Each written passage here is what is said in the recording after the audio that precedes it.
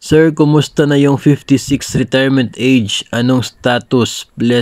Please let me know. So ito na po, sinagot ko na po siya kanina bago ko po kinontent.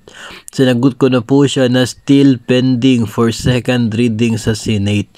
Yun po yung status doon po sa bill na gusto po na babaan ang retirement age from the current 60 na gawing 56. Kung matatandaan po ninyo mga master, ito po ay aprobado na ng mga kongresista. Pero pagdating po sa Senado ay ito po yung status niya, second reading. Pending for second reading na po siya. Ito pa po ay mula pa po noong September 2023. So hindi po siya gumalaw, no, yung status niya doon sa website ng Senate ay hindi po siya gumalaw, ganun pa rin po yung status.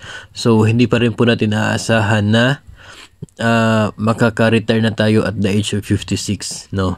Hindi pa po kasi nga hindi pa siya batas. No, so hopefully ay matalakay na rin ito ng Senado at maaprobahan para ito rin po ay magiging subject na to the signature of the President para maging batas. No, kasi malaking advantage po yun for the government workers kapag ma-approve po yung mas mababa na retirement age para po sa mga public servants. Halos araw-araw po natin na minomonitor ang status ng bill na ito, no, sapagkat kapag magkakaroon po ng pagbabago ay agad po natin ipapaalam sa inyo.